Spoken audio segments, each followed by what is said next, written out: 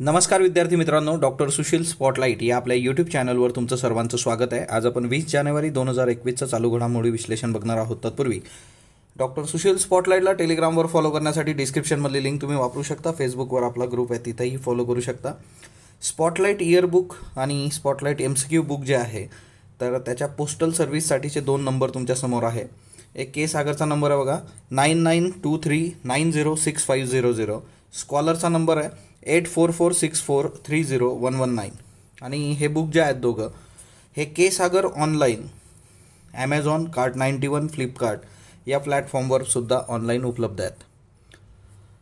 येत्या 10 फेब्रुवारी रोजी स्पॉटलाईट चालू घडामोडींचं विश्लेषण आपण घेणार आहोत आणि याच्यामध्ये 1 जानेवारी 2019 ते 31 मार्च 2020 पर्यंत होणाऱ्या सर्व महत्त्वपूर्ण घडामोडींचा सखोल आढावा घेणार आहोत। दिवसभराचं हे सेमिनार आहे आणि 14 मार्चसाठी जी काही परीक्षा आहे किंवा त्याच्यानंतर कंबाईनला सुद्धा तुम्हाला याचा फायदा होईल। राज्यसेवा 2020 मोफत कार्यशाळा आहे। फक्त तुम्हाला याच्यासाठी एनरोल करावं लागेल। आपल्या टेलिग्रामवर यासाठीचा गुगल फॉर्म आणि लिंक तुम्हाला दिलेली आहे, कारण कोविड-19 आणि त्या सगळ्या गोष्टींचा विचार करता प्रॉपर सिटिंग अरेंजमेंट करता ते गरजेचं आहे। याच्याबरोबरच तुम्हाला एक्सपेक्टेड 100 प्रश्नांची एक टेस्टसुद्धा दिली जाईल, स्पॉटलाईट टेस्ट, आणि 2020चे काही इयरबुक त्याच्या प्रती आपल्याकडे आहेत। तर हेही इयरबुक त्या दिवशी येणाऱ्या विद्यार्थ्यांना मोफत मिळणार आहे आणि त्यातल्या त्यात ज्यांना हवं असेल त्यांनी संचेतीची जी बिल्डिंग आहे द युनिक अकॅडमीची आहे ना, संचेती हॉस्पिटल समोर मिटकॉन शिवाजीनगर पुणे, तर या बिल्डिंगला सकाळी 10 ते 10 AM to 5 PM या वेळेत जाऊन तुम्ही हे इयरबुक 2020चं कलेक्ट करू शकता, जे तुम्हाला येणाऱ्या एक्झामसाठी गरजेचं आहे आणि जस्ट ते स्कॅन जरी केलं तरी तुम्हाला त्याचा फायदा होईल। 23 जानेवारीला नेताजी सुभाषचंद्र बोस जे आहेत त्यांची जयंती असते आणि 23 जानेवारीला त्यांची जी जयंती असेल ती इथून पुढे जी आहे ती पराक्रम दिन म्हणून साजरा केला जाईल, असा निर्णय जो आहे तो केंद्रीय सांस्कृतिक मंत्रालयाने घेतलेला आहे। 19 जानेवारी 2021 रोजी हा निर्णय घेण्यात आला आणि इथून पुढे नेताजी सुभाषचंद्र बोस यांची जयंती दरवर्षी पराक्रम दिन म्हणून साजरी करण्यात येईल। 23 जानेवारी 2021 ही नेताजींची 125वी जयंती आहे। सो आता इथं MCQ फ्रेम होण्याचा खूप जास्त चान्स आहे, कारण 125वी नेताजींची जयंती म्हटल्यानंतर एकंदरच आझाद हिंद फौज असेल आणि नेताजींबद्दलचे सगळे जे रेफरन्सेस आहेत इतिहासातले ते तुम्ही अभ्यासणं फार फार गरजेचं आहे। त्यामुळे प्रत्येकाने इतिहासातला हा पाठ खूप चांगल्या पद्धतीने वर करा। 23 जानेवारी 2021 रोजी पंतप्रधान नरेंद्र मोदी जे आहेत ते पश्चिम बंगालच्या दौऱ्यावर आहेत आणि व्हिक्टोरिया मेमोरियल इथला जो कार्यक्रम आहे तिथं ते सहभागी होणार आहेत। अलीपूरचं नॅशनल लायब्ररी जे आहे तिथंही ते भेट देणार आहेत। तर 23 जानेवारी हा खूप महत्त्वाचा दिन आहे आणि याच्यामधून 2021मधून जे काही महत्त्वाचे दिवस नव्याने फ्रेम झालेत, म्हणजे फॉर एक्झाम्पल तुम्ही मला सांगा सावित्रीबाई फुलेंचा जन्मदिवस जो आहे तर तो काय आपण साजरा करणार आहोत, तर ते तुम्ही मला कमेंट बॉक्समध्ये सांगा। डॉक्टर व्ही शांता वय वर्ष 93 यांचं निधन झालेलं आहे। 1927 ते 2021 वय वर्ष 93। कर्करोगाचे उपचार सामान्यांना आवाक्यात आणणाऱ्या डॉक्टर व्ही शांता ज्या आहेत तर चेन्नई येथे त्यांचं निधन झालं 19 जानेवारी रोजी। कर्करोगावरचं संशोधन आणि कर्करोगाचे उपचार याचं त्यांचं जे योगदान आहे ते खूप महत्त्वाचं आहे। म्हणजे क्रुसेडर ऑफ कॅन्सर असं त्यांचं वर्णन केलं जातं। द हिंदूला त्यांच्यावर पर आर्टिकल आलेलं आहे आणि त्यांना मिळालेले आत्तापर्यंतचे पुरस्कार बघता तुम्हाला त्या व्यक्तीचा जो काही आहे ना एकदम हे असतं की बाबा त्या पर्सनॅलिटीबद्दलचा एक सिनॅरिओ तो लक्षात येतो। पद्मश्री 1986मध्ये, पद्मभूषण 2006मध्ये, पद्मविभूषण 2016मध्ये, म्हणजे बघा इथं जवळपास 20 वर्षाचा गॅप आहे। त्याच्यानंतर पद्मभूषण, त्याच्यानंतर 10 वर्षाचा गॅप आहे पद्मविभूषण आणि रमन मॅगसेसे अवॉर्ड 2005मध्ये जनसेवेकरता त्यांना मिळाला होता। रमन मॅगसेसे अवॉर्डवर MPSC प्रिलिम्समध्ये एकदा प्रश्न विचारलेला आहे। हे सगळे जे काही अवॉर्ड्स असतात बघा, या अवॉर्ड्सचं बेसिक तुम्हाला माहीत पाहिजे। ते बेसिक आपण ऑलरेडी दिलेलं असतं प्रत्येकीच्यामध्ये, तुम्ही इयरबुक वगैरे बघितलं तर तो अवॉर्ड कधीपासून सुरू झाला, का सुरू झाला, काय त्याचं बेसिक आहे, काय त्याचं स्वरूप आहे, तर हे तुम्हाला माहीत असणं गरजेचं असतं। MPSC प्रिलिम्समध्ये रमन मॅगसेसेचा प्रश्न विचारून झालेला आहे। त्याच्यानंतर पुढची जी आपली न्यूज आहे तर ती न्यूज आहे जुल्फी शेख। डॉक्टर जुल्फी शेख यांचं निधन झालेलं आहे, वय वर्ष 66। संत ज्ञानेश्वरांच्या साहित्यावर राष्ट्रसंत तुकडोजी महाराज नागपूर विद्यापीठाने त्यांना डिलीट या सर्वोच्च पदवीने सन्मानित केलेलं आहे आणि अशा पदवीने सन्मानित कराव्या लागणाऱ्या त्या देशातील एकमेव महिला होत्या. सो डॉक्टर जुल्फी शेख यांना डिलीट पदवी जी आहे ती राष्ट्रसंत तुकडोजी महाराज नागपूर विद्यापीठाने बहाल केली होती आणि संत ज्ञानेश्वरांच्या साहित्यावर त्यांनी काम केलेलं आहे आणि देशातल्या त्या एकमेव महिला आहे ज्यांना हे सर्वोच्च जे काही पदवी मिळालेली आहे ज्ञानेश्वरांच्या साहित्यावर अभ्यासासाठी. डॉक्टर जुल्फी शेख त्यांचं साहित्य संपदा जर तुम्ही बघितली तर त्यांचा काव्यसंग्रह आहे अक्षरवेद मी कोण, काव्य समीक्षा आहे मृत्युंजय, बालवाङ्मय रूमच्या कथा, पत्रानुवाद गालिब ए गझल. PhDचा त्यांचा विषय होता शह मुंतोजी ब्राह्मणी यांच्या काव्याचे मूल्यमापन. त्याच्यानंतर आंतरराष्ट्रीय ह्याच्यामध्ये अमेरिकेच्या राष्ट्राध्यक्षपदाच्या निवडणुकीमध्ये पुण्यातली जी वैदेही रेड्डी आहे तिची कलाकृती जी आहे ती निवडण्यात आलेली आहे आणि तिचा वापर करण्यात आला होता. थिंक वुमन नावाची एक संस्था आहे. त्या थिंक वुमन नावाच्या संस्थेने अमेरिकेतलं मेरीलँड नावाचं जे राज्य आहे त्या राज्यांमध्ये स्त्रियांच्या जनजागृतीसाठी मोहीम हाती घेतली होती की राष्ट्राध्यक्ष निवडणुकीला समोर ठेवून. मग आता तिच्यामध्ये पुण्यातील जी वैदेही रेड्डी आहे तिच्या चित्रकृतीचा मोहिमेत वापर करण्यात आला. ती चित्रकृतीही तुम्हाला दाखवतो. मोहिमेचं उद्दिष्ट काय होतं, एक तर जास्तीत जास्त महिलांना मतदानासाठी प्रोत्साहित करणे, हा ना, म्हणजे पृथ्वी गोल आहे, भारतात काय अमेरिकेत काय, प्रोत्साहित करावंच लागतं. निवडणुकीत मुख्य मुद्द्यांना आणि त्याच्याबद्दलच्या माहितीला महिलांसमोर घेऊन जाणं, त्यांची जनजागृती करणं. वैदेही रेड्डीबद्दल काही महत्त्वाच्या बाबी. अमेरिकेतलं जे कॉर्नल विद्यापीठ आहे त्याची सुमारे 2 कोटी रुपयांची शिष्यवृत्ती मिळवणारी पहिलीच भारतीय विद्यार्थिनी ती आहे. 2014मध्ये राष्ट्रीय स्तरावरची गुगल डुडल स्पर्धा तिने जिंकली होती. आता ती चित्रकृती आणि त्या सगळ्या कला क्षेत्रात आहे, तर गुगलचं डुडल तुम्हाला माहीत असेल, असा एखादा विशिष्ट दिवस असतो त्यावेळेस मग ते डुडल फ्रेम करतात. 2018मध्ये निर्माण केलेली ॲब्स्ट्रॅक्ट कंटेम्पररी स्टाईल या प्रकारातली चित्रकृती जी आहे ती 2020च्या अमेरिकेच्या निवडणुकीत वापरली गेलेली आहे. ती कलाकृती तुमच्या समोर आहे. ही ती कलाकृती आहे बघा आणि ही कलाकृती तिथं वापरली गेली होती. म्हणजे हिच्यामध्ये काय आहे, महिलाच आहे आणि वेगवेगळे रंग तिच्या हिच्यात आहे आणि है ना थिंकिंग. तर हे बोट बघा डोक्याला लावलेलं आहे की जसं काहीतरी विचार चालू आहे. तर ही एक कलाकृती आहे. ओके, ही मी शेअर करतो आपल्या टेलिग्रामला, तिथून तुम्ही बघू शकता. विद्यापीठांना माजी विद्यार्थी कक्ष स्थापन करण्यासाठी UGCने सूचना केलेली आहे. आता ॲल्युमिनी काय असतं की तुम्ही जुन्या विद्यार्थ्यांना बोलवता भेटता, तर महाविद्यालयीन स्तरावर बऱ्याच ठिकाणी हे होतं, पण विद्यापीठांनी माजी विद्यार्थी कक्ष स्थापन करावेत असं UGCला का वाटतं ते आपण बघूयात. एकतर देशातल्या सर्व विद्यापीठांना ही सूचना करण्यात आलेली आहे. माजी विद्यार्थी कक्ष काय करणार, माजी विद्यार्थ्यांची नोंदणी करेल, विद्यापीठात जे कार्यक्रम होतील त्याची माहिती त्यांना देईल, चर्चासत्र परिषदांसाठी माजी विद्यार्थ्यांना निमंत्रित करावं लागेल, मेळावे आणि कार्यक्रमांचं आयोजनसुद्धा करावं लागेल. आता नवीन शैक्षणिक धोरण जे आहे त्याच्यात देशातल्या उच्च शिक्षण संस्थांनी जागतिक स्तरावर पोहोचण्याचे जे काही संदर्भ आहे त्यासंबंधी भर देण्यात आलेली आहे की आपलं जे काही एज्युकेशन सिस्टीम आहे तिला वैश्विक करणं हे आपल्या एज्युकेशन पॉलिसी 2020मध्ये केंद्रस्थानी आहे. आणि शिक्षण संस्थांसाठी माजी विद्यार्थी हा खूप महत्त्वाचा घटक आहे. आता माजी विद्यार्थ्याचं महत्त्व काय, तर विद्यार्थ्यांना सहकार्य, अभ्यासक्रम, निधी उपलब्धता अशा वेगवेगळ्या स्तरावर माजी विद्यार्थी संघटना उपयुक्त असतात. म्हणजे आता बरेचसे विद्यार्थी भारतात आहे, भारताबाहेर काम करतात, खूप चांगले सेटल आहेत, तर ते निधीसुद्धा पुरवू शकतात, एखाद्या संस्थेकडून स्पॉन्सरशिप मिळवून देऊ शकतात, किंवा जे विद्यार्थी आता शिकत आहेत त्यांना मदत करू शकतात, सहकार्य करू शकतात जॉबसाठी वगैरे, नंबर ऑफ गोष्टी आहेत. सो माजी विद्यार्थ्यांसंबंधीचा अहवाल प्रत्येक विद्यापीठाने 15 फेब्रुवारीपर्यंत देण्याचे आदेश UGCने विद्यापीठांना दिलेले आहेत. UGCचं दुसरं एक न्यूज आहे बघा, स्वायत्त महाविद्यालय. राष्ट्रीय उच्च शिक्षण अभियान जे आहे रुसा, तिच्यामध्ये महाविद्यालयांना स्वायत्तता देण्याचं धोरण आखण्यात आलेलं आहे. त्यामध्ये नॅक मूल्यांकनासह विविध निकषांवर महाविद्यालयाचं मूल्यमापन करून विद्यापीठ अनुदान आयोगाकडून महाविद्यालयांना स्वायत्त दर्जा प्रदान केला जातो. आता स्वायत्त दर्जाचा जर तुम्ही विचार केला तर याच्यामध्ये स्वायत्त दर्जा मिळवल्यानंतर महाविद्यालयांना अभ्यासक्रम निर्मिती, परीक्षा पद्धती याबाबतचं शैक्षणिक स्वातंत्र्य मिळतं. आता सगळ्यात महत्त्वाची गोष्ट आहे की स्वायत्त दर्जा आला तर तुम्ही तुमच्या लेवलला गोष्टी बऱ्यापैकी करू शकता. आता UGCनुसार भारतामध्ये 799 स्वायत्त महाविद्यालये आहेत. सर्वाधिक स्वायत्त महाविद्यालय असणारी पहिली 3 राज्य कुठली आहेत? 1 तमिळनाडू 218, आंध्र प्रदेश 112, महाराष्ट्र 103. म्हणजे महाराष्ट्रापेक्षा दुप्पट स्वायत्त विद्यापीठं कुठं आहेत? तमिळनाडूमध्ये आहेत.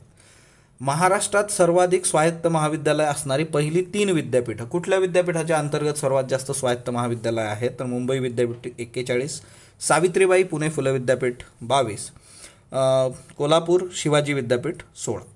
तर सावित्रीबाई फुलेंच्या बाबत आहे ना खूप चांगल्या गोष्टी करून ठेवा, म्हणजे त्यांचं सगळं जे काही योगदान आहे ते.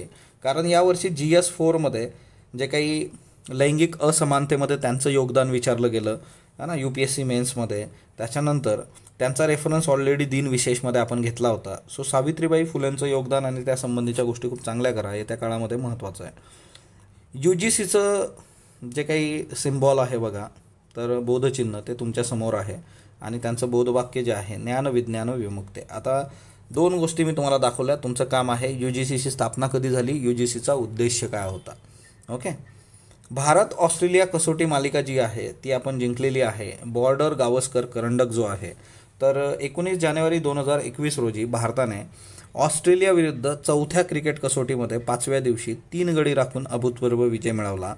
ब्रिस्बेनच्या गॅबा मैदानावर 43 वर्षात प्रथमच ऑस्ट्रेलियाला पराभवाची छळ लागलेली आहे. मालिकेमध्ये 2-1चा विजय भारताने मिळवला आणि बॉर्डर गावस्कर करंडक राखला. आता खरं तर याचा जो पहिला कसोटी सामना झाला होता तिच्यात भारताची जी गच्छती झाली होती 36च्यावर, आणि भारतीय संघ किती टिकणार आहे याच्याबद्दल सर्व साशंक होते आणि त्याच्यामध्ये हा विजय तुमच्यासमोर आहे. सो बेसिकली, आणि याच्यामध्ये सगळी जी टीम होती ती नवी टीम होती है ना, खूप एक्सपिरियन्स नाही आहेत प्लेयर्स, किंवा मग त्यांना बाहेर खेळायचा, ऑस्ट्रेलियाला सामोरं जायचा काही अनुभव नाही आहे वगैरे वगैरे. तर प्रत्येक वेळेस अनुभव मॅटर करत नाही, हा पण एक खूप महत्त्वाचा मुद्दा आहे. ICC कसोटी स्पर्धा जी आहे त्या गुणतक्त्यात पण भारत अव्वल स्थानावर गेला आहे. पण या स्थानांचा एवढा इश्यू नाही, कारण काय होतं, हे स्थान बदलत असतात. त्याच्यामुळे परीक्षेत पेपर आज फ्रेम केला, उद्या ते परत स्थान बदललं तर चान्सेस है ना तो प्रश्न कॅन्सल होण्याचे बरेच असतात. त्यामुळे असे शक्यतोवर विचारले जात नाही. गॅबा मैदानावर यापूर्वी 4थ्या डावात कोणत्याही संघाला 200हून अधिक धावा विजयासाठी बनवता आल्या नव्हत्या, परंतु भारताने 200पेक्षा जास्त धावा बनवून हा इतिहाससुद्धा पुसलेला आहे. भारताने विजयासाठी 328 धावांचं लक्ष्य पार केलं. अजिंक्य रहाणेच्या नेतृत्वाखाली 2000 नंतर कसोटी क्रिकेट इतिहासातला सुवर्ण अक्षरांनी लिहिला जाणारा हा विजय अजिंक्य रहाणेच्या नेतृत्वाखाली भारतीय संघाने साकारलेला आहे. आता याच्यामध्ये सामनावीर जो आहे तो ऋषभ पंत आहे. 138 चेंडूत 9 चौकार 1 षटकार 89 धावांची खेळी. मालिकावीर पॅट कमिन्स आहे ऑस्ट्रेलिया. तर हे एक लक्षात ठेवा. त्याच्यानंतर व्हॉट्सअपची गोपनीयता धोरण जे आहे त्याच्यामधले बदल केंद्र सरकारला अमान्य आहेत. कारण आपलं जे माहिती तंत्रज्ञान खातं आहे त्या माहिती तंत्रज्ञान खात्याने हे फार क्लिअर करून टाकलेलं आहे की एकतर्फी जे काही बदल आहेत ते भारताला ॲक्सेप्टेबल नाहीत. ओके. सो हे माहिती तंत्रज्ञान विभागाने स्पष्ट केलेलं आहे. बघू येत्या काळात काय होतं. आणि ऑब्वियसली याचे सगळे आता बऱ्याचशा न्यूज आपल्याकडे व्हॉट्सअपच्या एकामागून एक येत आहेत, तर ते आपण क्लब करून त्याचं एक सेपरेट लेक्चर घेऊयात. परिचारिकांच्या उपेक्षेचे करोना पर्व. आता परिचारिका ज्या काही आहे, नर्सेस ज्या आहेत, तर त्यांचे बऱ्याचशा समस्यांना त्यांना या करोना काळात तोंड द्यावं लागलं, किंवा असंही द्यावं लागतं. करोनामुळे ह्या गोष्टी जरा समोर आल्यात. तर खरं तर याच्यामध्ये बघा की जी काही परिचारिका काउन्सिल आहे, परिचारिका काउन्सिलनुसार साधारणपणे नर्स आणि रुग्णाचं प्रमाण काय असतं, तर नर्स आणि रुग्णाचं प्रमाण जे आहे ते 1:3 आहे. म्हणजे 1 नर्स 3 रुग्णांना बघणार. परंतु करोना काळामध्ये लिटरली 1:150 150 रुग्णांपर्यंत त्यांना जावं लागलेलं आहे. आणि अशाच पद्धतीचा WHO डॉक्टर आणि नर्सेसचा जो हे आहे रेशो आहे तो पण 1:3 आहे. एका डॉक्टर मागे किमान 3 नर्सेस असणं WHO म्हणणं आहे. सो MCQ करता ह्या खूप महत्त्वाच्या बाबी आहेत, त्या एक लक्षात ठेवा. आता याच्यामध्ये काय काय मुद्दे होते महत्त्वाचे, तर एक, त्यांच्या पगारात एक तर कपात झाली, म्हणजे पगार जो आहे तो कमी झाला, किंवा कोविड भत्ता त्यांना मिळालेला नाही आहे, सांगण्यात आलं होतं दिलेलं नाही आहे. सुरक्षे संसाधनेचा दर्जा, सुरक्षा है ना, म्हणजे साधी गोष्ट आहे, PPE किट वगैरे, ग्लोव्ज आणि त्या सगळ्या गोष्टी. त्याच्यानंतर कोविड वैद्यकीय सोयीसुविधांसाठी झगडा करावा लागलेला आहे, आणि म्हणजे ज्या काही सोयीसुविधा किंवा ज्या बेसिक ॲम्युनिटीज आणि त्या सगळ्या गोष्टी त्यांना मिळायला पाहिजे त्यांनी मिळाल्या नव्हत्या. खाजगी जे हॉस्पिटल्स आहेत त्याच्यात मोठ्या प्रमाणावर खाजगी हॉस्पिटल्सनी परिचारिकांवर दबाव आणला होता. म्हणजे बऱ्याच ठिकाणी लिटरली बाउन्सर त्यांच्या रूमपर्यंत गेलेले आहेत आणि त्याच्यामुळे हे खाजगी याच्यात खूप जास्त झालं होतं, कारण कामाचा जो काही दबाव होता आणि त्यातल्या त्यात हॉस्पिटल खाजगी याच्यामध्ये शेवटी बघा प्रायव्हेटचं गणित प्रॉफिटशी असतं, P for private P for profit. त्याच्यानंतर गुपकर आघाडीमधून पीपल्स कॉन्फरन्स बाहेर पडली आहे. आपलं हे एक लेक्चर बाकी आहे गुपकर आघाडीचं, तर आजपासून आपण सिरीज सुरू करतो आपली की डेली एक टॉपिक जे आहे तर ते आपण घेऊयात, जेणेकरून येत्या एक 10-15 दिवसात मागचं सगळं बॅकलॉग आपला निघेल. गुपकर आघाडी काय आहे की जम्मू काश्मीरमधलं हे सगळं प्रकरण आहे. जम्मू काश्मीरचे जे प्रादेशिक पक्ष आहेत ते प्रादेशिक पक्ष एकत्र आलेले आहेत आणि त्यांनी ही आघाडी तयार केलेली आहे. प्रादेशिक पक्ष JNK कशासाठी, तर परत एकदा 370-35 ही जी कलमं आहेत ती लागू करायची. आता हे अशक्यप्राय कार्यक्रम आहे हा सगळा, पण ठीक आहे, त्यांना वाटतं त्यांनी करावं. पीपल्स कॉन्फरन्सचे नेते जे आहे सज्जाद लोन यांनी त्यांचा पक्ष जो आहे तो गुपकर आघाडीतून बाहेर पडत असल्याचं जाहीर केलं. शेवटी बघा इतके सगळे वेगवेगळ्या विचारधारेची लोक एका याच्यात ठेवणं म्हणजे हे जरा कठीणच आहे. आणि गुपकर आघाडीतले जे काही घटक पक्ष आहेत त्यांनी जिल्हा विकास परिषद DDCच्या निवडणुकीमध्ये डमी उमेदवार उभे केले होते असं लोन यांनी म्हटलं. आणि मग तिच्यामधून गुपकर आघाडीचे प्रमुख आणि नॅशनल कॉन्फरन्सचे अध्यक्ष डॉक्टर फारुख अब्दुल्ला यांना त्यांनी पत्र पाठवलं होतं. सो गुपकर आघाडीचे प्रमुख किंवा त्या नॅशनल कॉन्फरन्सचे अध्यक्ष जे आहेत ते डॉक्टर फारुख अब्दुल्ला आहेत.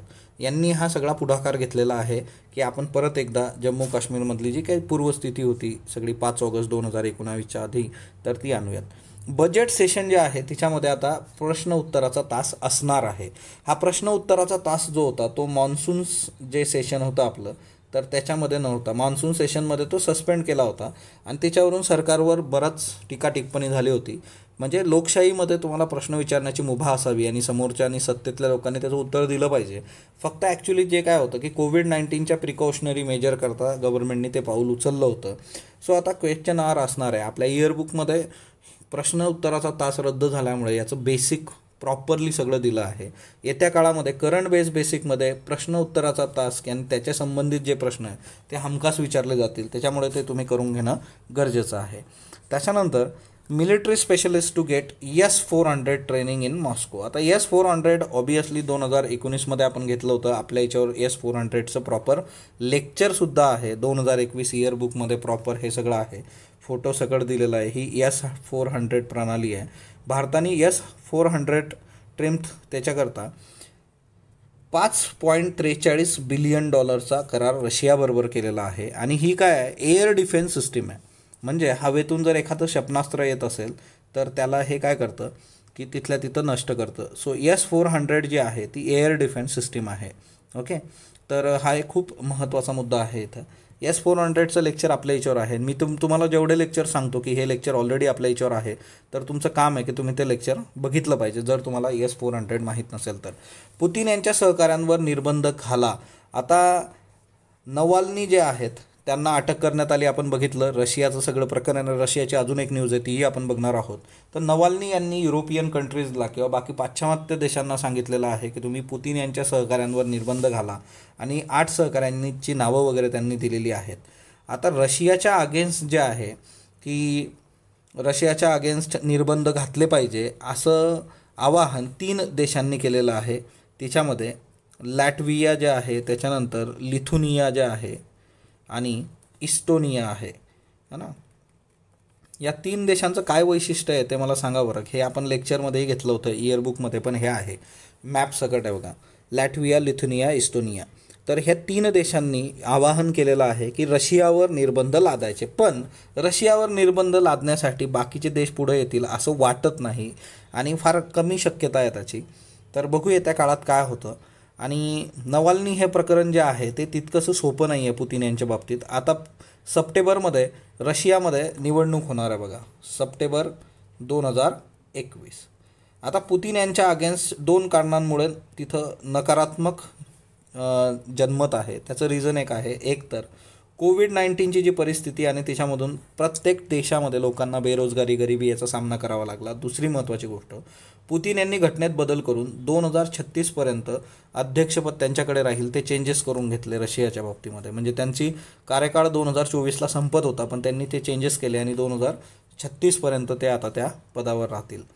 भारत जे आहे ते आपल्या शेजारी देशांना लस देणार आहे बघा. लसचा पुरवठा नेपाळ, भूटान, अफगाणिस्तान, ओके. त्याच्यानंतर पाकिस्तानला पण आपण देतोय. अजून काय पाहिजे बरं, माणुसकीचं याच्या पलीकडे काय असणार, बांगलादेश, है ना. पण काही लोक सुधरत नाहीत, म्हणजे ती मानवी प्रवृत्ती आपल्याकडं पण आजूबाजूला असते. मालदीव, श्रीलंका, सो या देशांना आता लस पुरवली जाणार आहे. त्याच्यानंतर कालचे प्रश्न बघूयात.